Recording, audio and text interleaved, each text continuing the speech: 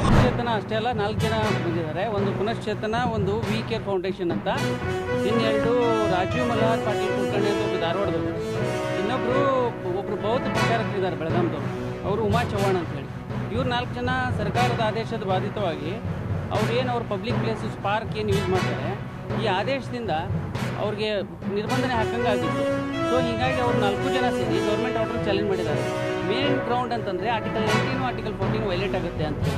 ಇವತ್ತು ಕೋರ್ಟು ಅದನ್ನು ಮೇಲ್ನೋಟಕ್ಕೆ ಇದು ಆರ್ಟಿಕಲ್ 19 ವೈಲೇಟ್ ಆಗುತ್ತೆ ಅಂಥೇಳಿ ಮಧ್ಯಂತರ ಆದೇಶ ನೀಡಿದೆ.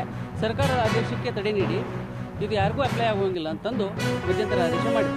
ಮುಂದೆ 17ನೇ ತಾರೀಕಿಗೆ ಹಿಯರಿಂಗ್ ಇಟ್ಕೊಂಡಿದ್ದಾರೆ. ಸರ್ಕಾರದವ್ರಿಗೆ 1 ವರ್ಷ ಮೆನ್ಷನ್ ಮಾಡಿ ನಾಳೆ ತಗೋರಿ ಅಂತಂದರು. ನೀವು ಬೇಕು ಅಂದರೆ ಸ್ಟೇ ವೆಕೇಟ್ ಮಾಡಲಿಕ್ಕೆ ಅರ್ಜಿ ಹಾಕಿ ಅಂತಂದು ಕೋರ್ಟ್ನವ್ರು ಹೇಳಿದ್ದಾರೆ. ಅದಾದ ನಂತರ ಕೋರ್ಟ್ ಮುಂದೆ ಬರುತ್ತಿದ್ದೀವಿ.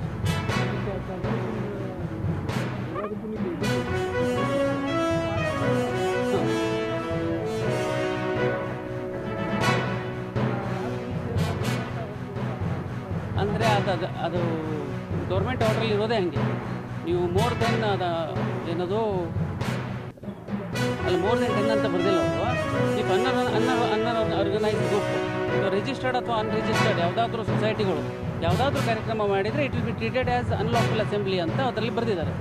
ಸೊ ಅದಕ್ಕೆ ಅನುಗುಣವಾಗಿ ಈಗ ನಾಳೆ ಈಗ ನಾವು 10 ಜನ ನಿಂತಿದ್ದೀವಿ. ಈಗ ನಾವು 10 ಜನ ನಿಂತಿದ್ರು ಕೂಡ ಇದು ಅನ್ಲಾಫುಲ್ ಅಸೆಂಬ್ಲಿ ಆಗುತ್ತೆ, ಯಾಕೆಂದರೆ ಇದು ರೋಡು. ಸೊ ಇದನ್ನು ನಾವು ವಾದ ಮಾಡಿದಾಗ ಕೋರ್ಟ್ನವರು ಇದು ಮೇಲ್ನೋಟಕ್ಕೆ ಇದು ಸಮಂಜಸ ಅನಿಸಿ ಮಧ್ಯಂತರ ಆದೇಶ ನೀಡಿದ್ದಾರೆ. 17ನೇ ತಾರೀಕು ಡೇಟ್ ಕೊಟ್ಟಿದ್ದಾರೆ. ಬಟ್ ಅದಕ್ಕಿಂತ ಮುಂಚೆನೇ ಗೌರ್ಮೆಂಟ್ನವರು ಅರ್ಜಿ ಹಾಕಿ ಅವ್ರು ಮೆನ್ಷನ್ ಮಾಡಿದ್ರು. ಈಗ 1:15 ಕೋರ್ಟ್ನವ್ರು ನೀವು ಮೂವ್ ಮಾಡಿ ನೋಡೋಣ ಅಂತ ಹೇಳಿದ್ದಾರೆ. ಯಾವುದೂ ಡೇಟ್ ಕೊಟ್ಟಿಲ್ಲ. ಇಲ್ಲ, ಅವ್ರು ಮೆಮೋ ಕೊಟ್ಟರು ನಾಳೆಗೆ ಕೋಳಿ ಅರ್ಜೆಂಟ್ ಇದೆ ಅಂತ.